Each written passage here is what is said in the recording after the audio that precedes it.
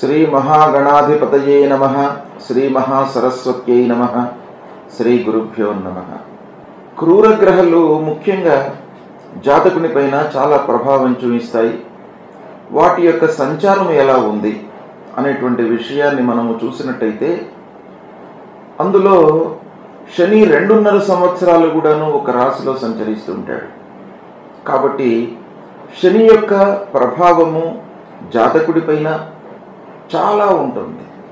అయితే ఈ శని ముఖ్యంగా రుజుమార్గంలో ప్రయాణిస్తున్నప్పుడు ఎలాంటి ప్రభావాన్ని చూపిస్తాడు, వక్రగతిలో సంచరిస్తున్నప్పుడు ఎలాంటి ప్రభావాన్ని చూపిస్తాడు, అస్తంగతత్వాన్ని పొందినప్పుడు ఎలాంటి ప్రభావాన్ని చూపిస్తాడు అనే విభిన్న కోణాలలో మనం చూసినట్టయితే ఈ సంవత్సరము శని 29 మార్చి నుండి మీనరాశిలోకి ప్రవేశించాడు. మీనరాశిలో ప్రవేశించి 2.5 సంవత్సరాలు అంటే సుమారుగా 3 జూన్ 2027 వరకు కూడాను మీనరాశిలో సంచరిస్తున్నాడు. అయితే ఈ మీనరాశిలో సంచరిస్తున్నటువంటి సందర్భంలో మధ్యన వక్రిస్తున్నాడు. అంటే రుజుమార్గంలో ప్రయాణిస్తున్నటువంటి గ్రహ దాని యొక్క ప్రభావం విభిన్నంగా ఉంటుంది. వక్రత్వాన్ని పొంది ప్రయాణిస్తున్నటువంటి గ్రహ యొక్క ప్రభావం కూడాను విభిన్నంగా ఉంటుంది. ఆ విధంగా మనం ఆలోచించినట్టయితే ఈ సంవత్సరము 13 జూలై 2025 రోజున ఉదయం 9:30 వక్రంలోకి ప్రవేశిస్తున్నాడు. అంటే వక్ర మార్గంలోకి ప్రవేశించి ప్రయాణం కొనసాగిస్తున్నాడు. ఎప్పటి వరకు ఉంటున్నాడు? 28 నవంబర్ 2025 ఉదయం 9:15 వరకు ఈ వక్రత్వాన్ని పొంది ప్రయాణాన్ని కొనసాగిస్తున్నాడు. అంటే ముఖ్యంగా ఈ సమయంలో అంటే 13 జూలై 2025 నుండి 28 నవంబర్ 2025 మధ్య కాలంలో అంటే శనేశ్వరుడు వక్ర మార్గాన్ని పొంది ప్రయాణిస్తున్నటువంటి సమయం లోపల ఈ రాశులలో జన్మించినటువంటి వారికి, ముఖ్యంగా ద్వాదశ రాశులలో జన్మించినటువంటి వారికి ఎలాంటి ఫలితాలు ఉంటాయి? మామూలుగా రుజుమార్గంలో ఉన్నప్పుడు ఎలాంటి ఫలితాలు ఇస్తాడో, వక్రించినప్పుడు అలాంటివే ఇస్తాడా, ఏమైనా దానికి విభిన్నమైనటువంటి ఫలితాలు ఇస్తాడా అనేటువంటి విషయాన్ని మనం విశ్లేషించి తెలుసుకుందాం. అయితే ఈ వక్రిస్తున్నటువంటి సమయం లోపల శని భగవానుడు ఉత్తరాభాద్ర నక్షత్రం 2వ పాదంలో సంచరిస్తున్నాడు. 18 ఆగస్టు 2025 రోజున ఉత్తరాభాద్ర నక్షత్రం 1వ పాదంలోకి ప్రవేశిస్తున్నాడు. తదనంతరము 3 అక్టోబర్ 2025 రోజున పూర్వభాద్ర నక్షత్రం 4వ పాదంలోకి ప్రవేశిస్తున్నాడు.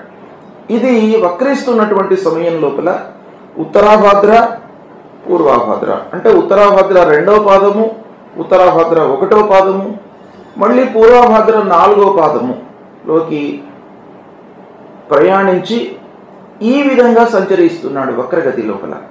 అయితే ఈ సమయం లోపల ఎలాంటి ఫలితాలు ఉంటాయి అనే విషయాన్ని చూసినట్టయితే సింహరాశి జాతకులకు ఈ వక్రించినటువంటి సమయం లోపల అంటే శని వక్రించినటువంటి సమయం ఎలా ఉంటుంది, ఎలాంటి ఫలితాలు ఇవ్వబోతున్నాడు అనేటువంటి విషయాన్ని మనం చూసినట్టయితే సింహరాశి వారికి 29 మార్చి నుండి 8వ స్థానంలోకి శని ప్రవేశించాడు. 2.5 సంవత్సరాలు 8వ స్థానంలో ఉంటున్నాడు. అయితే ఇందులో 13 జూలై నుండి 28 నవంబర్ వరకు వక్రిస్తున్నాడు. అంటే 8వ స్థానంలో ఉన్నటువంటి గ్రహ వక్రిస్తున్నాడు కాబట్టి వక్రించినటువంటి గ్రహకు అంత దుష్ప్రభావాన్ని ఇచ్చేటువంటి ఫలితము ఉండదు, అంటే శక్తి ఉండదు. దుష్ప్రభావాన్ని ఇచ్చేటువంటి సామర్థ్యము వక్రించినటువంటి గ్రహకు ఉండదు. మరి ఏం చేస్తాడు అని అంటే 7వ స్థానంలో ఉన్నటువంటి ఫలితాలను కొంతవరకు ఇస్తూ ఉంటాడు. 7వ స్థానం కూడాను గోచార రీత్యా ప్రతికూలమే. అయితే 8వ స్థానంతో పోల్చినట్టయితే 7వ స్థానం కొంతవరకు నయం గనక కొంత మనకు ఫలితాల లోపల తారతమ్యము ఈ సమయం లోపల గోచరిస్తుంది. అయితే ఈ 8వ స్థానంలో ఉండడం మూలకంగా ఏమవుతుంది అనంటే ప్రారంభించినటువంటి పనుల లోపల ఆలస్యము, ఆటంకాలు, బ్లైండ్గా ఇన్వెస్ట్మెంట్ చేయడం మూలకంగా నష్టం వాటిల్లేటువంటి అవకాశం ఉంటుంది. అయితే కొంత సప్తమ స్థానం యొక్క ప్రభావం మూలకంగా ఏమవుతుంది అనే విషయాన్ని మనం చూసినట్టయితే వ్యాపారస్తులకు కొంత పార్ట్నర్స్తో ఇబ్బందులు తలెత్తేటువంటి అవకాశాలు ఉన్నాయి. ఇక ఆకస్మికమైనటువంటి ఖర్చులు, ఊహించని ఆటంకాలు ముందుకు వస్తాయి. చేసేటువంటి పని లోపల వృత్తిలో తోటివారితో ఇబ్బందులు తలెత్తేటువంటి అవకాశాలు ఉంటాయి. ఇక ముఖ్యంగా ఈ అష్టమ స్థానంలో శని సంచరిస్తున్నాను, సప్తమ స్థాన ప్రభావము దానిపైన ఉన్నప్పటికీ ఆరోగ్యం పైన కొంత మనకు ప్రభావాన్ని ఎక్కువగా చూపించేటువంటి అవకాశాలు ఉన్నాయి. కాబట్టి ఆరోగ్యాన్ని మీరు నిర్లక్ష్యం చేయకుండా జాగ్రత్తగా మీరు చూస్తూ ఉండాలి. ఆరోగ్యానికి కావలసినటువంటి అన్ని స్టెప్స్ కూడాను మీరు తీసుకోవాలి. ఇక స్నేహితులతో కలిసి పనిచేస్తూ ఉన్నప్పుడు, ముఖ్యంగా ఈ వక్రించినటువంటి సమయం లోపల ఒంటరిగా మీరు పనులు చేస్తున్నట్టయితే ఇబ్బంది లేదు. కొంతవరకు నష్టమైనా కూడాను మళ్ళీ దాని తర్వాత మేకప్ అవుతుంది, ముందుకు జరుగుతుంది.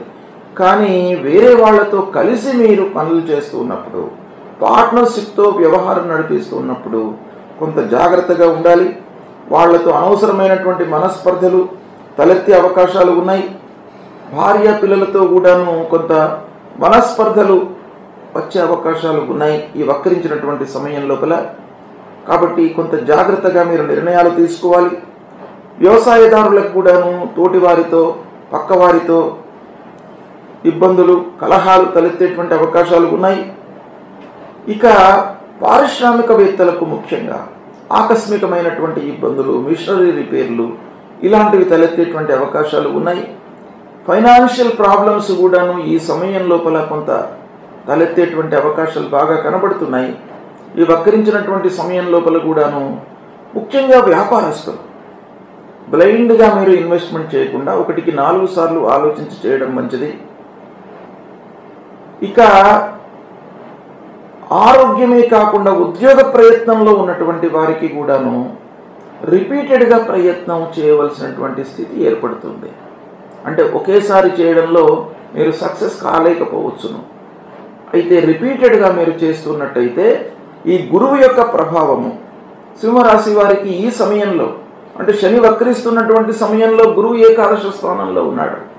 ఏకాదశ స్థానంలో ఉన్నటువంటి గ్రహ సోదర స్థానాన్ని చూస్తున్నాడు, సప్తమ స్థానాన్ని చూస్తున్నాడు, పంచమ స్థానాన్ని కూడా చూస్తున్నాడు. కాబట్టి ఈ కారకత్వాలకు సంబంధించినటువంటి విషయాలలో మీకు గురు ప్రభావం బాగా పాజిటివ్గా ఉంటుంది, చాలా కలిసి వస్తుంది.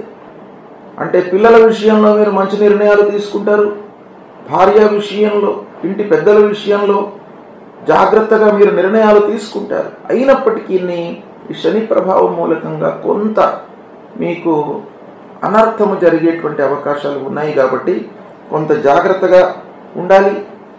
ఓవరాల్గా మనం చూసినట్టయితే ఈ వక్రించినటువంటి సమయం లోపల శని మూలకంగా కొంత మీకు ఇబ్బంది కనబడుతుంది. అయితే అష్టమ స్థానంతో పోల్చినట్టయితే ఈ వక్రించినటువంటి సమయం లోపల మీకు కొంతవరకు ఆ దుష్ప్రభావం తగ్గే అవకాశాలు ఉన్నాయి. తగ్గడం మూలకంగా గురువు మీకు ఏకాదశ స్థానంలో ఈ సమయంలో ఉన్నాడు, అది మీకు బాగా కలిసి వస్తుంది. ఈ సమయాన్ని ఉపయోగించుకోండి, సద్వినియోగపరచుకోండి, మంచి ఫలితాలను పొందుతారు. శని వక్రిస్తున్నటువంటి సమయంలో కలిగేటువంటి గోచార ఫలితాలను చూసినట్టయితే వాటికి కొన్ని పరిహారాలు చేసుకోవడము చాలా అవసరం. పరిహారాలు అనేటప్పటికీ మనకు 2 విధాలుగా శాస్త్రం చెప్తుంది. ఒకటి మనం చేసుకోవాలి, అంటే స్వయంగా శని ప్రభావము ఏ ఏ స్థానాలపై ఉంది, మనం ఎలాంటి రెక్టిఫికేషన్స్ మనం తీసుకోవాలి. ద్వాదశ స్థానంలో ఉన్నాడు, వృధా ఖర్చులు పెట్టిస్తాడు. జన్మస్థానంలో ఉన్నాడు, శారీరకమైనటువంటి ఇబ్బందులు ఇస్తాడు. అర్ధాష్టమ స్థానంలో ఉన్నాడు, మనిషికి ప్రశాంతత లేకుండా చేస్తాడు. అష్టమ స్థానంలో ఉన్నాడు, ఆకస్మికమైనటువంటి ఇబ్బందులను ఇస్తాడు. ఇలాంటివి మనము గుర్తించి వాటికి సంబంధించినటువంటి ఫలితాలు, దుష్ప్రభావాన్ని మనం ఎలా రెక్టిఫై చేసుకోవాలి, ఎలా అధిగమించాలి అనేటువంటి విషయాలపైన మనం మనసు నిలిపి ఖర్చులను తగ్గించుకోవడము, ప్రశాంతత కొరకు మనం ఏం చేయాలి? అనవసరమైనటువంటి ఆలోచనలను మనసులోకి రాకుండా చూసుకోవడము, ఆకస్మికమైనటువంటి విఘ్నాలు రాకుండా ఉండడానికి వెల్ ప్రిపేర్డ్గా మనము పనులు ప్రారంభించాలి. అంటే ప్రారంభించేటువంటి పనులలో ఆకస్మికమైనటువంటి ఇబ్బందులు వచ్చే అవకాశాలు ఎప్పుడు ఉంటాయి? మనం బ్లైండ్గా ఆ పనిని ప్రారంభించినప్పుడు. కనుక ఆ పని గురించి మనము వెల్ ప్రిపేర్డ్గా ఉండాలి, కూలంకషంగా ఆలోచించాలి. ఇక ముఖ్యంగా మనిషికి ఆరోగ్యాన్ని ఇచ్చేటువంటి స్థానము 1వ స్థానం. ఈ 1వ స్థానంలో సంచరిస్తున్నప్పుడు చాలా భయభ్రాంతులకు లోనయ్యేటువంటి అవకాశాలు ఉంటాయి. దీన్ని రెక్టిఫై చేసుకోవడానికి మనము ఏం చేయాలనేటువంటి మార్గాన్ని మనము వెతుక్కోవాలి. ఇది మనం చేయవలసినటువంటి కర్తవ్యాలు. రెండవది, ఇవి చేస్తూనే మనకు అందనటువంటివి కూడాను చాలా ఉంటాయి. మనిషి యొక్క ఆలోచనలకు, బుద్ధి జ్ఞానానికి అందనటువంటి విషయాలు ఎన్నెన్నో ఉంటాయి ప్రపంచంలో. వాటి నుండి మనము విముక్తులు కావడానికి, రెక్టిఫై కావడానికి, వాటిని మనము ఒక సరైన మార్గంలో మనం చేసుకోవడానికి భగవంతుడి యొక్క అనుగ్రహం కొరకై పరిహారాలు చేసుకోవాలి. అందులో భాగంగా శనైశ్వరుడికి ముఖ్యంగా మనం ఏం చేయాలి? ప్రథమతః దానాదులు, అంటే దానము. ఎలాంటి దానం ఇవ్వాలి? నల్లటి వస్త్రము, నల్లటి నువ్వులు, ఒక ఇనుప ముక్క, నువ్వుల నూనె, ఇవి దానంగా ఇవ్వండి. ఇది సామాన్యంగా అందరూ కూడాను, ఏ స్థాయిలో ఉన్నటువంటి వాళ్ళైనా కూడాను ఇవ్వడానికి అవకాశాలు ఉంటాయి. కాబట్టి దానానికి ప్రథమ ప్రాధాన్యత ఇవ్వండి, దానం చేయండి. తర్వాత శనైశ్వరుడి విగ్రహం పైన నువ్వుల నూనె పోసి అభిషేకం చేయండి. ఇక మూడవది, ప్రతినిత్యం కూడాను శనికి సంబంధించినటువంటి మూల మంత్రాన్ని జపించండి. నీలాంజన సమాభాసం రవిపుత్రం యమాగ్రజం ఛాయా మార్తాండ సంభూతం తం నమామి శనైశ్వరం అనేటువంటి ఈ మూల మంత్రాన్ని ప్రతినిత్యం కూడాను చదువుకోండి. అంతేకాకుండా శని ముఖ్యంగా అధైర్యాన్ని క్రియేట్ చేస్తాడు మీ లోపల. అధైర్యానికి కారకుడు, భయాందోళనకు కారకుడు. ఎందుకయ్యానంటే మనకి ఖర్చులు నియంత్రణలో లేకుండా ఉంటాయి. శని బాగలేనప్పుడు ఖర్చులు విపరీతంగా పెరిగిపోతాయి, రావాల్సినటువంటి డబ్బు రాదు. తద్వారా ఏమవుతుంది? మనిషి లోపల భయము ఆవహిస్తోంది. కనుక ఈ భయాన్ని నివృత్తి చేయడానికై మీరు ఆంజనేయ స్వామిని వేడుకోండి. ఆంజనేయ స్వామి దేవాలయానికి వెళ్ళండి.